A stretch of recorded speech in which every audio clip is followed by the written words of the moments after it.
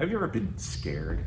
I mean, it's scared where your knees are wiggling and you can barely stand up. I have a couple of times. Once, it was right after I got in a car accident. I got out and my knees were a little wiggly because I was scared of what would happen. Really, it wasn't a serious car accident for me. It was just what had happened. Another one was purposeful. I intentionally climbed a tall pole to see if I could jump off of it. It was a little nuts and it was secure, but when I'm at the top of that pole and I'm standing on the little platform, I'm feeling a lot of fear. I know it's safe, and yet I have a lot of fear in my life at that moment. You know, as we think of the Christmas story, there's a common phrase in the Gospel of Luke. And the common phrase is, fear not, or do not be afraid. It happens 3 different times in the first 2 chapters. The first is when Zechariah the priest, he is offering incense in the temple. And as he's there praying on behalf of the people, the angel Gabriel comes to him and he says, fear not, Zechariah, for your prayers have been answered. And Zechariah fears.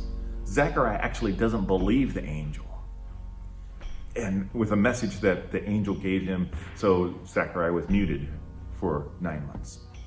And then another time it happens, fear not. But this time angel Gabriel comes to Mary.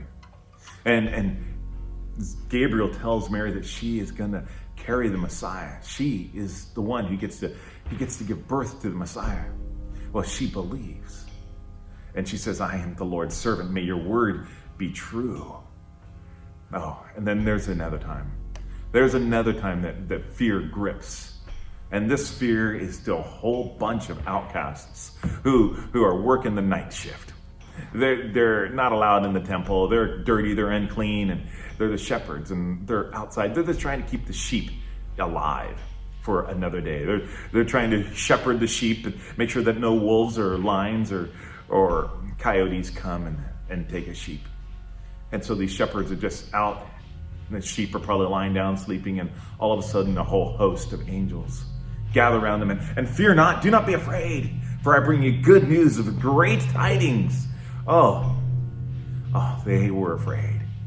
And yet after they heard the message, they didn't just hang out by the fire and talk to one another about how good it was.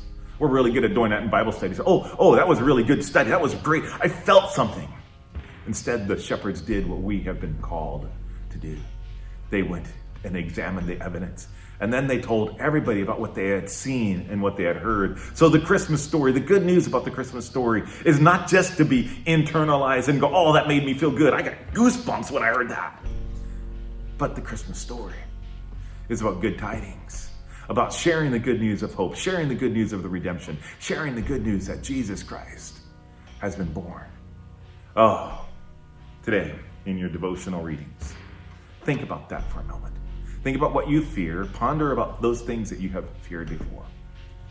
And obviously you overcame them because you're now here listening to this. And just think that soon we're going to see Jesus revealed in his glory. And he's going to wipe every tear from our eye. And he's going to say, do not fear. I've got you. So today, day 10, live in faith instead of fear. Trust God. And trust him. He's got it.